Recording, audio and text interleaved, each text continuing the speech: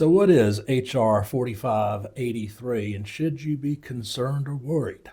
Hi, I'm Doug Ray, president and founder of the Wealth Guardians and the Ray Financial Group. And I'm Brice Payne, and you've entered The Vault, the Wealth Guardians video series on all things pertaining to retirement planning.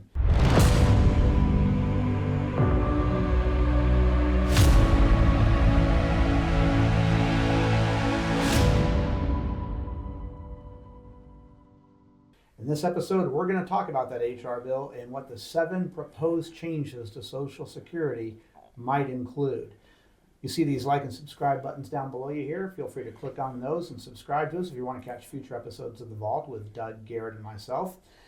Okay, Doug, let's go ahead and get to it. 7 proposed changes in this bill. Yeah, I mean, it's basically in the pipeline to changing some of these benefits for Social Security. Some are good, some aren't. So let's get going here. Okay, what's number 1? The first one is just an across-the-board increase in the benefits. So in other words, when they calculate your full retirement age benefit, they're going to use 93% of your monthly average earnings versus the current 90%. So that would automatically give everybody a bump up in there.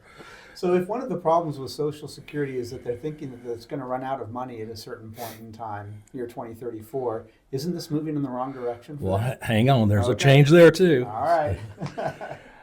The next one I really like. They're Okay. the changes to the COLA. To the cost of living adjustment. So right now, the way they count it, the cost of living adjustments, is they don't really account for a lot of things that a retiree spends money on, like prescription drugs. Yep. They use what's called a CPIW, and that is the Urban Wage Earners and Clerical Workers Inflation Rate.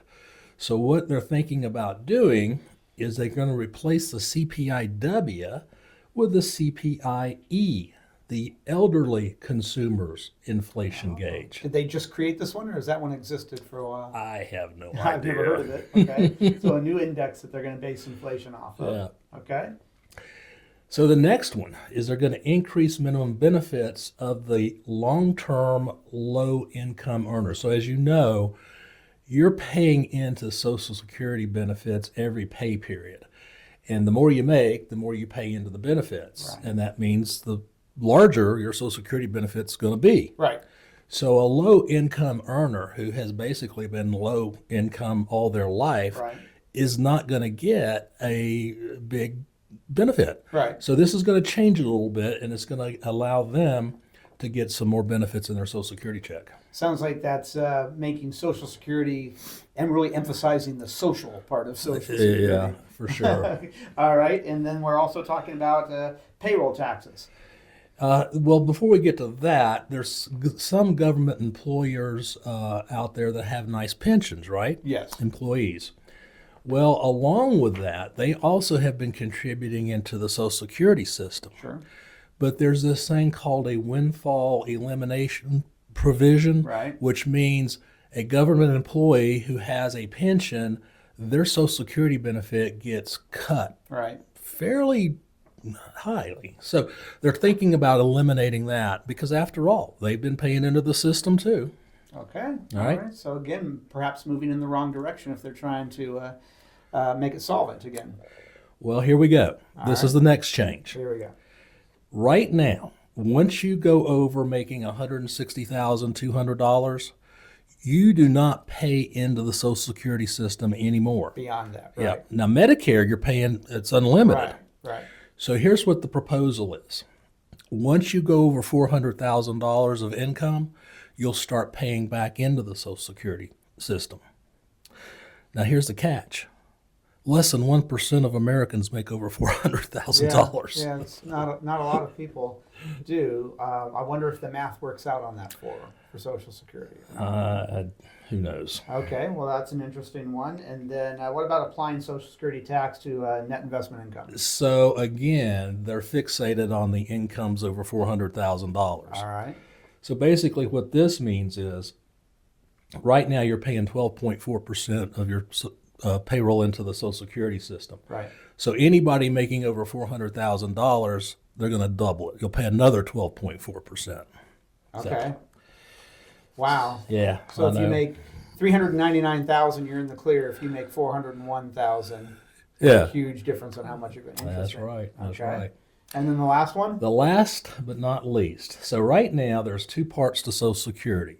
You got the old age and survivors benefit, and you've got the disability benefit. So Right. both of them have different trust funds. Right. So their proposal is to combine them and make it just one trust fund.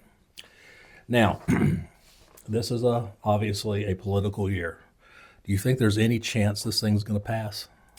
Things just don't get passed in political years. No, they don't. Yeah, and Social Security is a hot button topic. Obviously, has been for a long time. Any elected official out there who is even perceived as being anti-Social Security friendly really puts their chances of getting reelected in jeopardy. So, Yeah. no, I don't see a lot of people putting their, even if this were to work out and the benefit for people, just the idea of going through a massive change in Social Security would scare people. Exactly. Now, maybe if this was not meant to take place for another 20 years, 15 years down the future for the younger generation, maybe. Yeah. But if they're going to apply this right here and now, no. Mm-mm. I can see at some point some of these things getting implemented, especially the part about eliminating Social Security payroll taxes on your benefits over $160,000 or your income. Yeah. But I've said that for years. I thought that'd be a nice, easy fix to the Social Security problem right now. Sure. So Sure. there you have it. All right. Well, that's going to wrap it up for this episode of The Vault. Again, feel free to click on those like and subscribe buttons down below if you want to catch future episodes of The Vault with Doug Garrett and myself. This has been The Vault. I'm Brice Payne. I'm Doug Ray. Thanks for joining us.